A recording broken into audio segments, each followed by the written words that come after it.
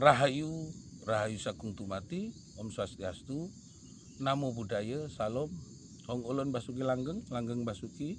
Assalamualaikum warahmatullahi wabarakatuh. Pemirsa Cahaya Batin, pintu gerbang kesadaran bangsa Nusantara. Saya masih di pembahasan Hono Coroko, ada yang diperintah dan ada yang memerintah. Maka hari ini saya akan membahas tentang makna kedalaman yang diperintah dan yang memerintah. Di Candi Agung, Pura Agung tempat ini saya berdoa. Di Candi Agung karena ditutup, karena digembok, karena sedang dalam proses perluasan. Di dalam candi pasti ada orang-orang yang menembak. Di dalam candi ada orang yang menembak. Tadi malam saya diskusi dengan Muhammad, Mas Rudi, asisten saya, lalu Dek Kus.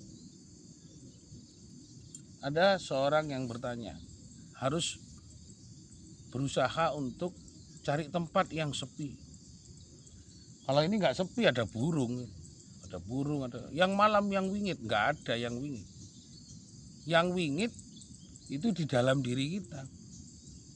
Yang mengerikan itu maksudnya, yang wingit, satrio piningit.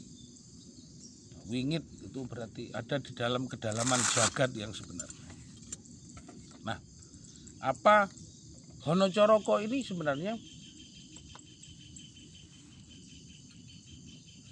menarik ya. Tempat ini seluruh burung berbunyi. Saya mendengarkan semua suara hewan.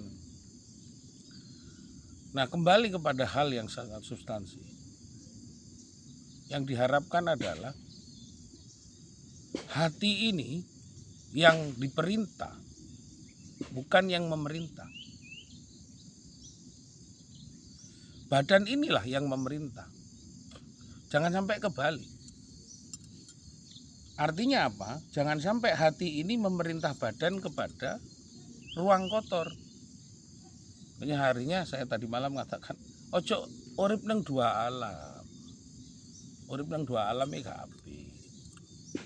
Makanya katanya orang-orang Arab haram, tidak boleh. Tidak boleh hidup di dua alam itu artinya sembayangi kenceng, nyolongi kenceng. Sembayangi kenceng, korupsine kenceng. Sembayangi kenceng, manembai kenceng, tapi yo nyolong duit jasmas. Pemerintah kan begitu, korupsi. Sembayangi kenceng, tapi pokirnya dicuri. Sembayangi kenceng, tapi ngelenduke ya kenceng. Ini Pak ada sisa anggaran, wah ya kita. Nah, kapan rakyat ini bisa makmur? Kalau pemimpinnya, hatinya para pemimpin korup. Karena hatinya para pemimpin itu bukan kerakyatan yang dipimpin, sila keempat ya, kerakyatan yang dipimpin oleh hikmat kebijaksanaan dalam permusyawaratan perwakilan. Kerakyatan itu yang dipimpin, harusnya rakyat itu dipimpin oleh pemimpin yang punya hikmat, punya tahu tentang petunjuk bahwa bangsanya sedang keleleran. Itu loh, lihat saudara saya di Papua, saudara saya loh. Kalimantan, saudara saya. Bali, saudara saya. Lombok, saudara saya. Aceh, saudara secara batin, lahir dan batin.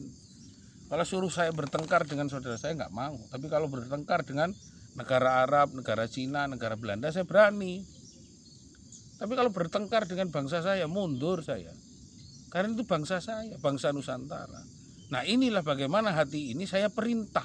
Bukan hati saya yang memerintah kepada kerusakan. Ada nggak pemimpin yang bisa melindungi rakyatnya? Kalau tidak, satrio piningit. Kalau dia adalah orang-orang yang dapat wenang-wening dari Kang Moha Agung, nang ning nunggung wenang-wening nung nunggalo marang Kang Moha Agung. Ini koreksi bahwa Hono Coroko adalah memahami tentang yang diperintah dan yang memerintah. Banyak orang pinter moco tulisane, tapi tidak pernah moco kitabe. Pinter moco tulisane, tapi gak pernah moco kitabe. Ulangi lagi nih. Kitabnya inilah sebenarnya. Ada petunjuk apa dari kitab kita masing-masing? Jangan baca tulisannya. Semua yang dibaca tulisan. Akhirnya para pemangku agama, tokoh agama lebih ribut pada sebuah ritual. Bukan ribut juga memakmurkan rakyat, bahkan melakukan tipuan dengan segala macam cara, dengan cara-cara beragama. Ayo kita kembali ke Honocorogo, aksara kuno, agar tahu yang diperintah dan memerintah lebih dekat dengan sang penciptanya, lebih dekat yang kepada yang maha menciptakan. Kita ini kembali kepada yang maha menciptakan, tapi karena alam semesta ini yang punya kan sang pencipta, kita kan sekedar adalah yang diberikan kuasa untuk hidup. Yang pencipta hidup ini yang sang pencipta hidup. Ini pembelajaran siapa yang diperintah dan siapa pemerintah. Segmen kedua kembali kepada pemahaman panjenengan agar jangan sampai hati kita ini memerintah kita ke jalan yang buruk. Harus kita perintahkan. Ini kita balik. Hati kita perintahkan untuk mengikuti perintah dari badan. Ini tadi saya perintah badan, sedang melaksanakan ritual pagi, perintah Tuhan, perut saya senep, lalu saya juga mengeluarkan mengikuti perintah Tuhan. Nah itu, jadi yang sangat taat kepada Tuhan itu sebenarnya badan. Ini segmen kedua, nanti kita ngomong mana yang lebih taat kepada Tuhan. Terima kasih. Rahayu.